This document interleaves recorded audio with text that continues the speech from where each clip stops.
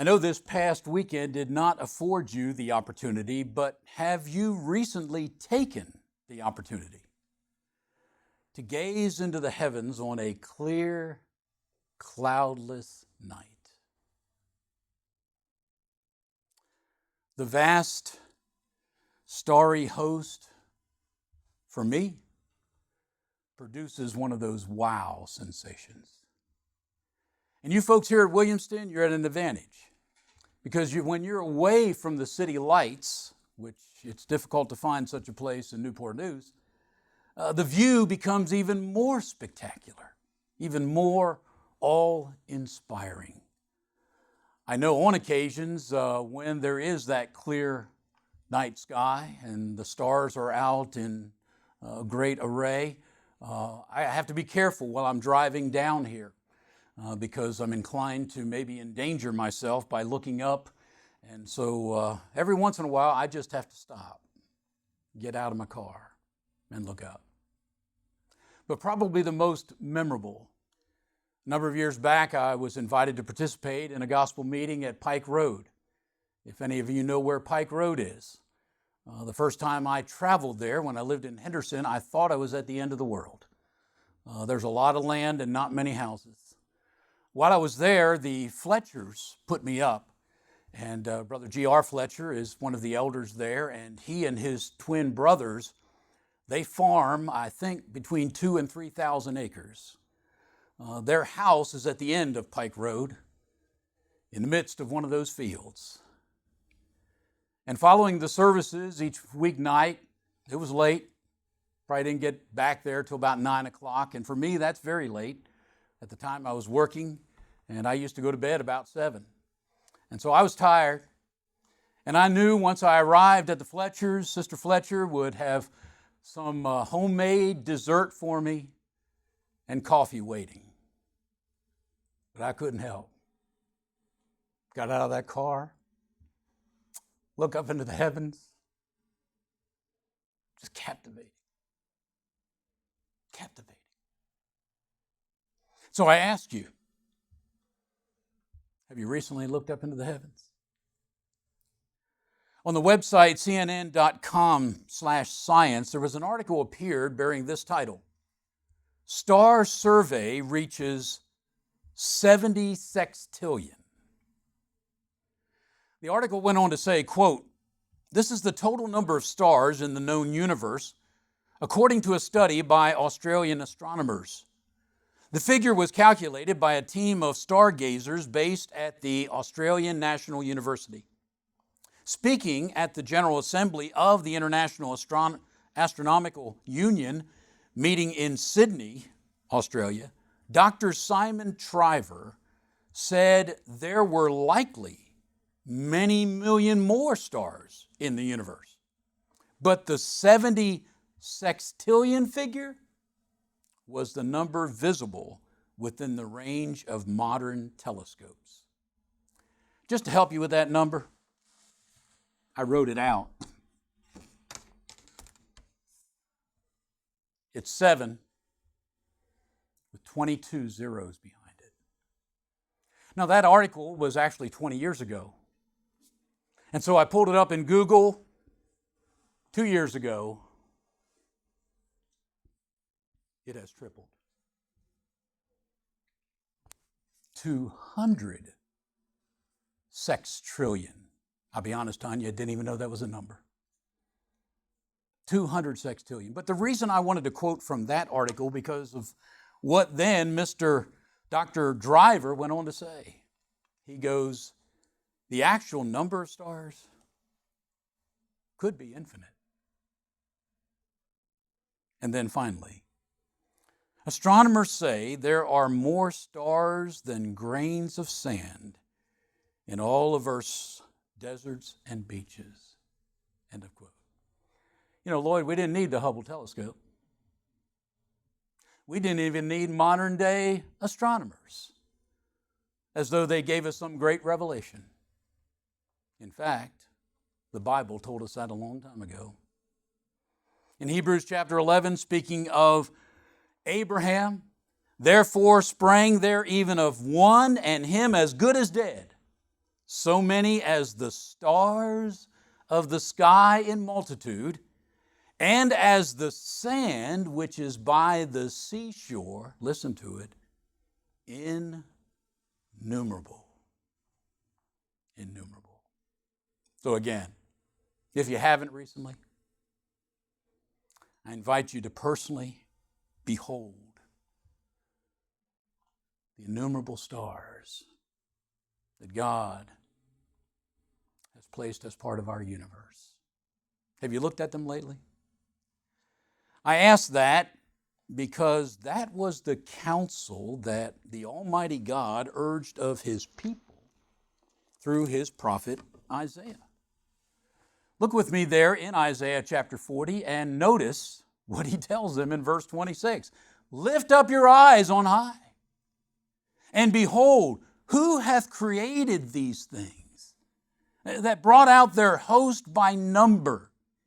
He calls them all by names, by the greatness of His might, for that He is strong in power, not one faileth." Again, I didn't know that number existed. Now imagine knowing the names of 200 sextrillion stars plus. Brother Haley said, "There come times in the life of man when he needs to lift up his eyes to the stars, not to worship them as did the ancients, nor to look for guidance as do modern astrologers, but to see behind them the face of their Creator." Having counseled His people to look to the heavens and behold the stars and reflect on their Creator, who not only created them but knows their names, God then asks His people, does that not have an impact on you? Does that not garner a certain response from you? Remember, Isaiah in the earlier chapters had foretold that they were going to go into Babylonian captivity some 100 years from now as God's chastisement for their constant rebellion, their idolatry, their refusing to put their trust in Him.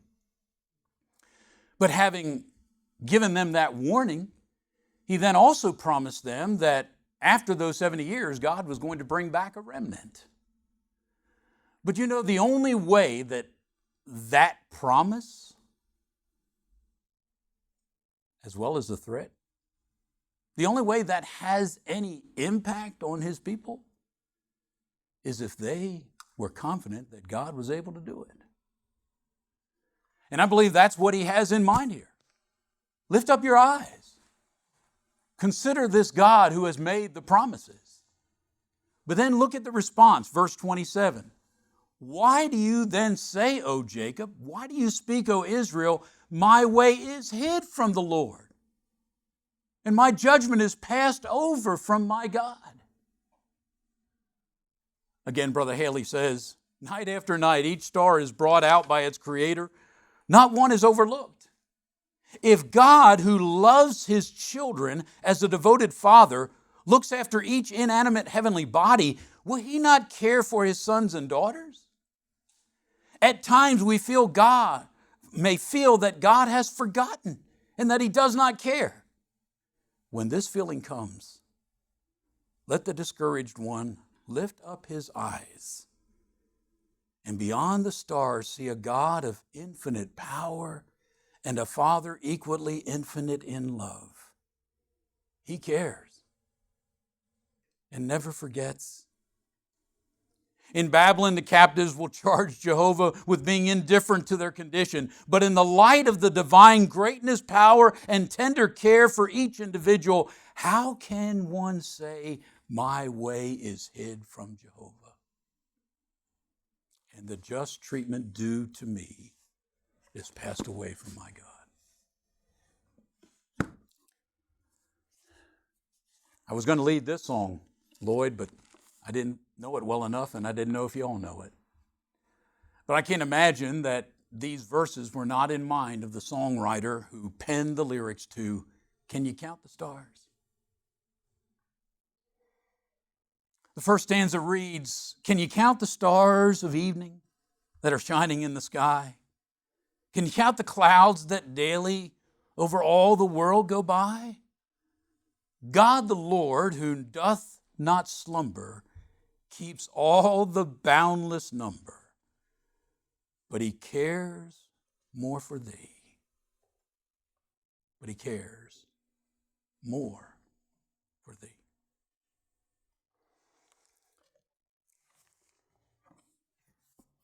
Friends, these wondrous truths about our God, the weighty, the significant effects that they should have upon us who know our God, serves to reintroduce a series of sermons that we began last Lord's Day. I invited us to contemplate the omnipresence and the omniscience of God. As we explained at that time, and likely you know as seasoned students of God's Word, but these divine attributes, they speak to the fact that God is able to be present everywhere at the same time. And he is able to know everything, past, future, or present and future, and even the thoughts of our mind before they are ever spoken.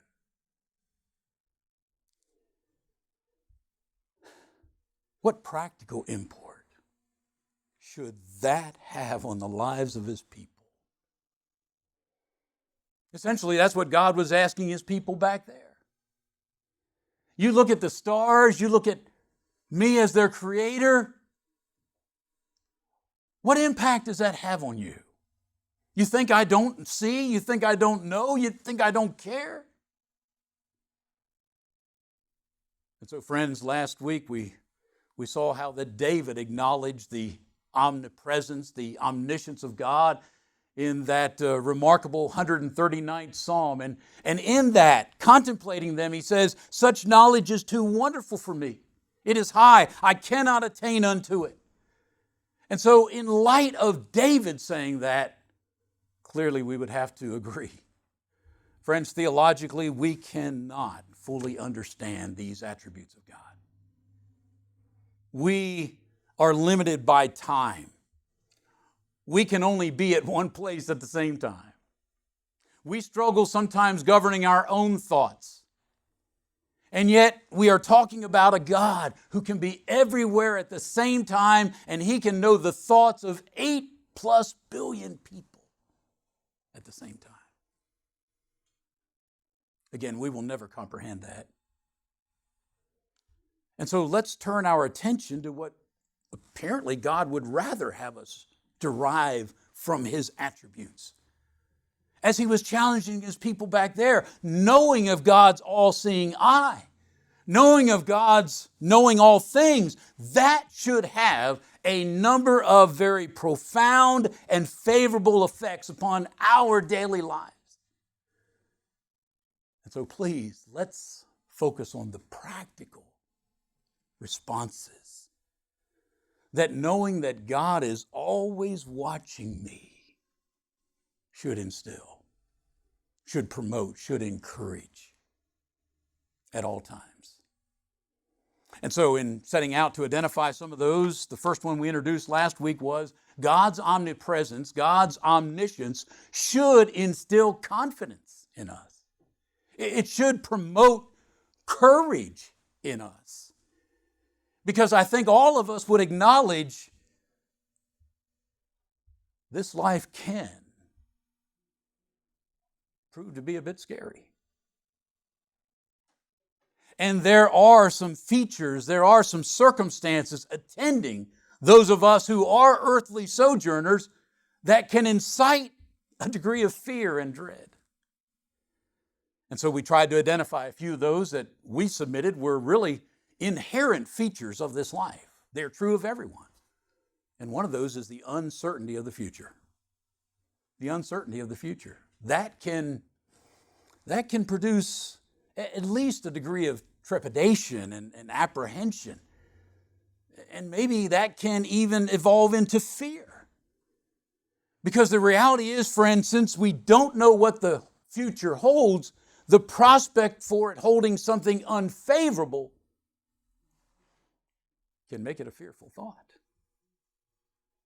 And then, as we talked about last week, then knowing experientially ourselves, and then knowing of others whose future held something that was dreadful and devastating, that can even heighten our sense of fear.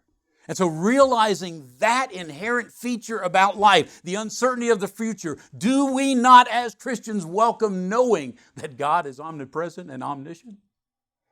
Because those things tell us that God is not limited by time. The future is known by our God.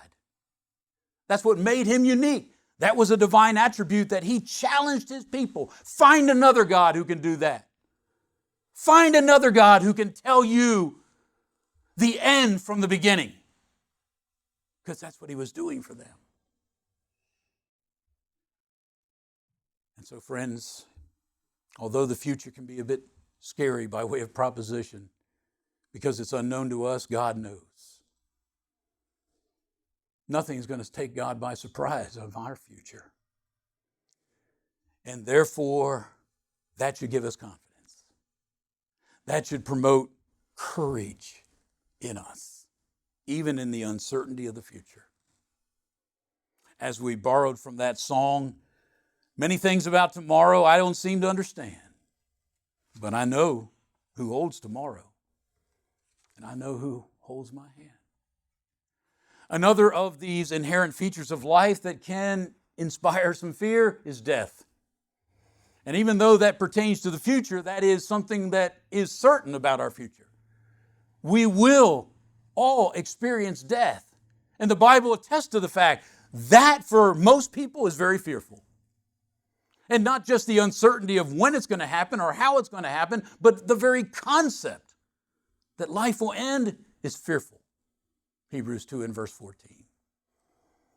And so again, in light of that, aren't we glad?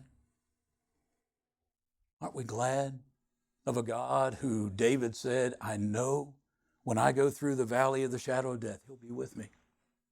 His rod, his staff, they'll comfort me. And as Christians today, knowing that Jesus has conquered death, overcome death, removed its sting, took the fear out of death, we, like Paul, can say that's to be desired. I don't fear it, I welcome it. I anticipate it. It's far better.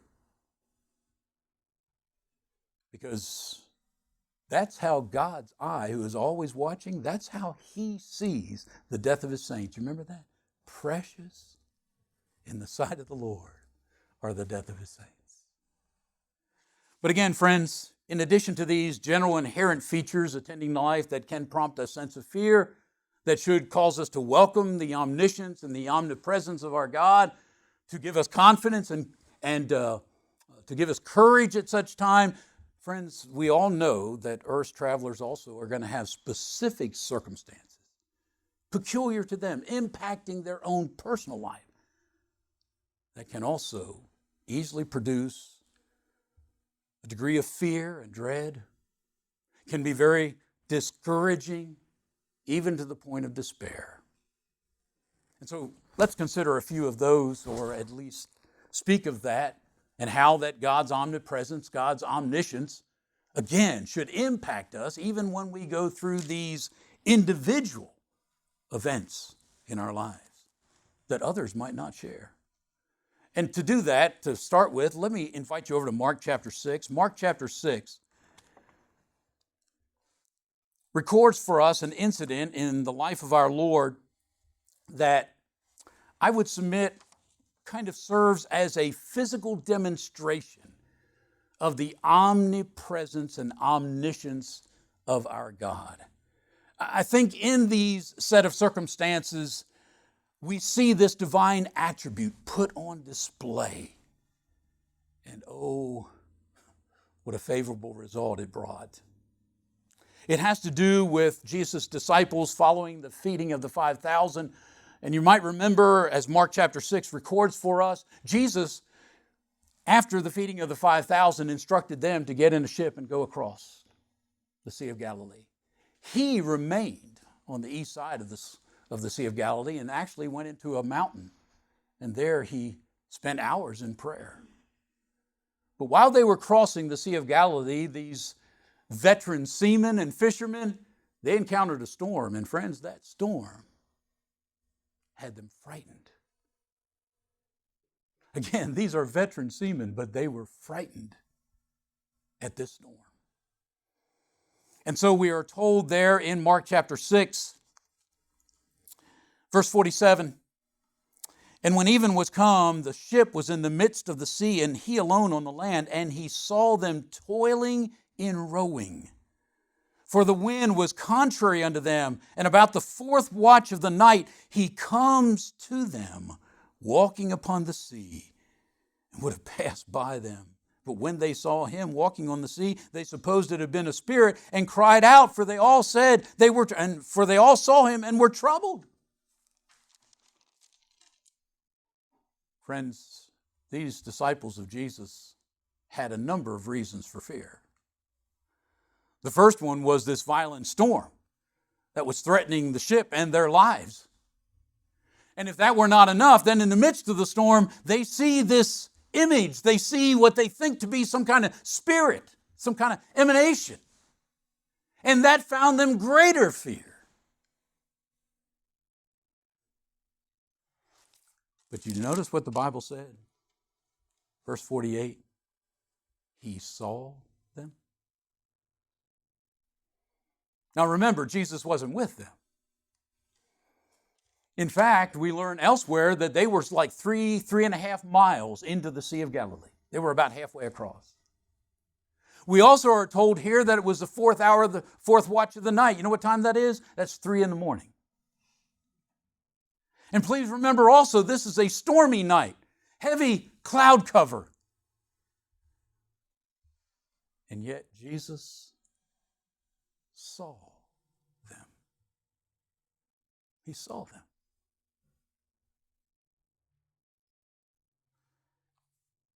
Let's read the rest of it. Verse 50 again, "For they all saw him and were troubled, and immediately he talked with them and saith unto them, Be of good cheer. It is I. Don't be afraid." Friends, that phrase, "be of good cheer," Vines explains, is comprised of the word in the Greek for courage, confidence. In fact, other translations bear that out. Other translations would find Jesus saying, "Take courage, take heart, be of good courage." What we find here is Jesus giving his disciples encouragement, confidence as to reason they didn't have to fear. Why? Because he saw them. And now he had come to them. Again, friends, Jesus wanted his disciples to be encouraged in their fearful circumstances because he knew about them. He saw them. And he cared for them. Again, I believe this is a physical demonstration in the earthly ministry of Jesus, whereby he is helping us to understand. It doesn't matter where you are. It doesn't matter what circumstances you are facing. God sees us. And he cares. And his presence promises that he is with us, encouraging us, giving us confidence so we don't have to be afraid. And friends, I would submit that that pertains to whatever storm in life you might be encountering. In fact, I appreciated some comments that Brother Guyan Woods made in his commentary on these verses. He said, quote, "How we should rejoice in this wonderfully consoling and reassuring fact, alone or with others, troubled or in peace, ill or in good health, in the darkness of the night or the brilliant light of a beautiful day. He sees us and is wholly aware of us and ready always to come to our aid. It is comforting to know that we are never out of His sight nor beyond the scope of His care. Doesn't matter what storm you're passing through. And even if it just pertains to you, God sees. And that should give us encouragement. God comes to aid, and that should give us confidence, lest we despair. Now, one specific circumstance that can cause people discouragement, even a degree of fear, is being alone. Being alone. You know anyone that really struggles with loneliness? I think I've shared with you there is a sister from Newport News who attended there years ago. Husband died. Her children had her placed in a retirement community, kind of away from the community, from her present home. And there was a number of years that every time I got out of work and got my phone, she left a message. She said, "Mike, can you call me? I'm just so lonely. I'm so lonely."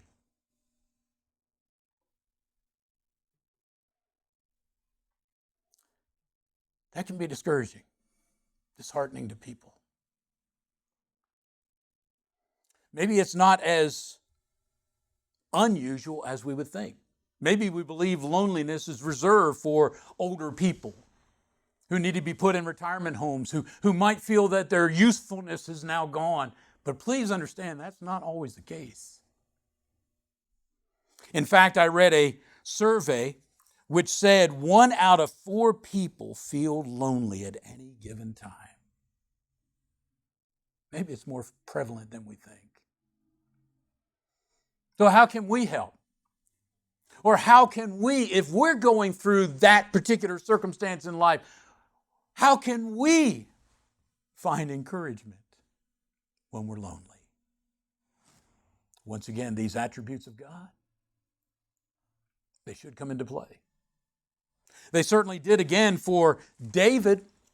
Remember, David was the one who said, "I know about the omnipresence of God." And therefore, he found confidence in God's being with him, even when it appeared everyone else had left him. Let me invite you quickly to Psalm 142. Psalm 142. It's interesting. Psalm 139 finds David acknowledging these attributes of God. And in Psalm 142, you almost have an application of it. But before we read this and attribute it to David, who found himself in a cave during the time that Saul, the king, was kind of hunting his life, I want you to remember some things about David. First of all, he's not maybe your typical candidate for loneliness, right? He's not old. He hasn't outlived his usefulness in life. To the contrary, he's a celebrated military hero. People were singing, "David has killed his 10,000." Friends, he also was a renowned musician. He had been to the White House. King Saul invited him to come to the palace to play for him. But more than that, he was a promising politician. He was married to the king's daughter. And if that were not enough, Samuel, the prophet of God, anointed him as the next king. You hear all of those things of this man, and you can't imagine, why would he ever be lonely?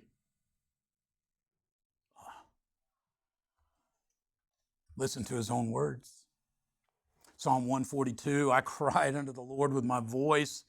With my voice unto the Lord did I make my supplication. I poured out my complaint before him. I showed before him my trouble when my spirit was overwhelmed within me."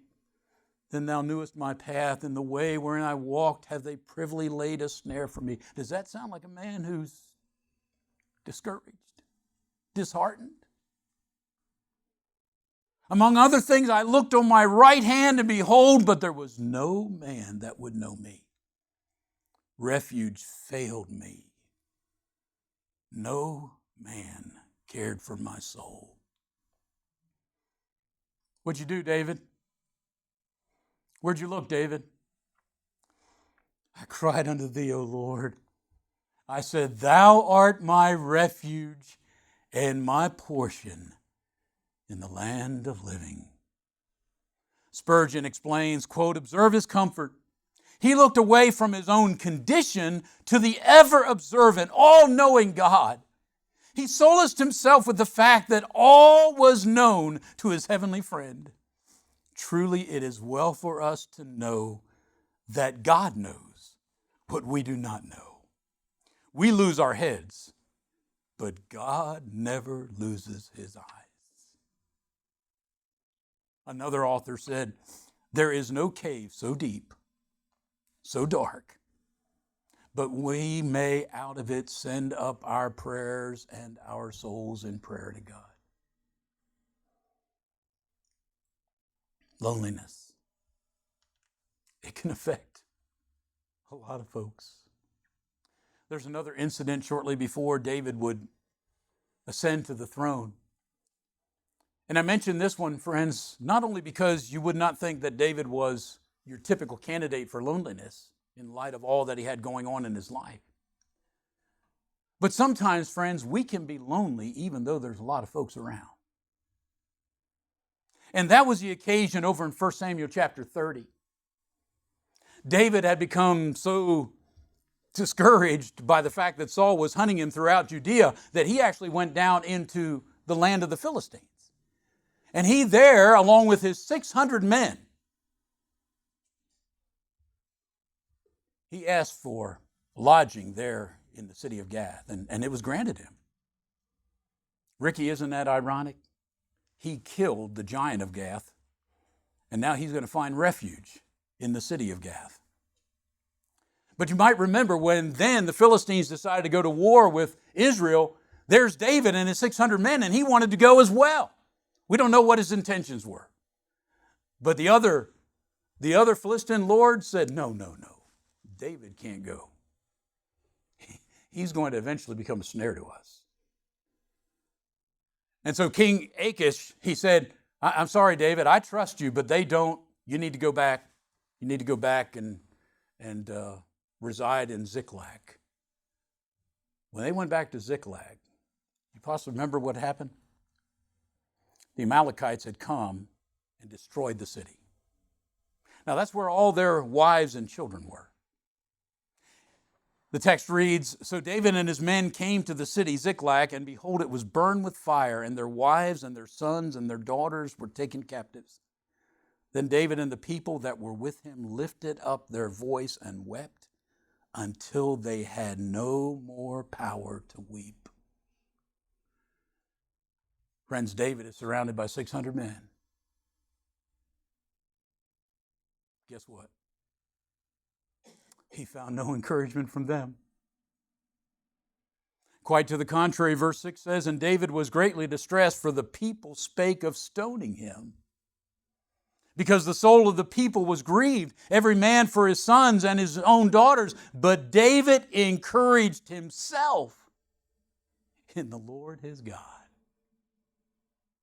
Even though there was this great host of people around him, the problem was they were so overwhelmed with their own concerns that David's was lost among them.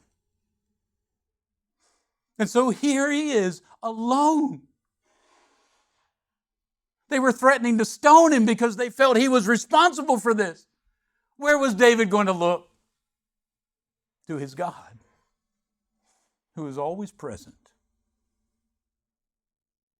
who is always watching. Friends, the reality is, as God's people, sometimes we're going to have to encourage ourselves. And where that encouragement needs to come from is knowing that God is omniscient, omnipresent. Think about the great Apostle Paul, right? How many people do you think owed their souls to that man preaching the gospel across continents? And now he's in a Roman prison on trial for his life. And you know what he says? No one stood with him. You can somewhat understand it. They were fearful. Associating myself with this man when he's imprisoned. Some think that Nero implicated him for the burning of Rome. And they knew if they associated themselves with him, likely theirs was going to be the same fate. They all left. But what did he say? He went on to explain, but the Lord stood with me, and he strengthened me. And so, friends, I'm just urging us to understand, even as God's people, even as this great spiritual family, sometimes we're going to be alone. And the only place we're going to find confidence, the only place we're going to find encouragement is in knowing that our God is aware of what we're going through. I want to develop a third group of people. We don't have time to do that, but it has to do with God's people. God's people who are sometimes giving very daunted tasks and sometimes asked to operate in very discouraging environments. And you know what we find God doing? He encourages them by promising them, you don't have to be afraid. I'll be with you. Can you imagine Joshua? He had been with Moses for 40 years. He had watched all the murmuring, all the complaining. He had watched his mentor near the end of his life, under the provocation of this, forfeit his entrance into Canaan. Joshua watched all of that. He was witness to all of it. And then Moses says, I'm going to die. Here's the man who's going to take my place. Can you imagine? Joshua would have been about 60 years of age. He's my age. He's your age. Lloyd, you ready for that? Take on a group of 2 million complaining people?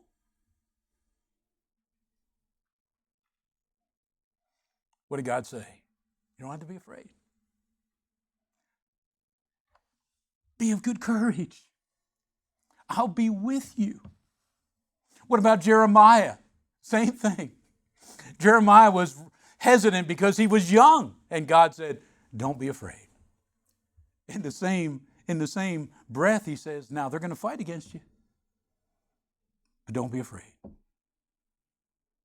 I'll be with you. I'll be with you. And if you have ever read the book of Jeremiah, you understand why that man is called the weeping prophet. When we come to the New Testament, is it any different? Apostle Paul, again, in the city of Corinth, he's preaching his heart out. And the Jews resist it. And you can tell he's discouraged.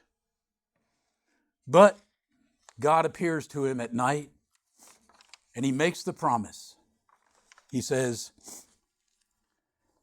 be not afraid, but speak and hold not thy peace, for I am with thee, and no man shall set on thee to hurt thee, for I have much people in this city. And I don't think it's inconsequential. The next verse says he stayed 18 months in Corinth. He found encouragement. He found confidence in knowing that God was going to be with him.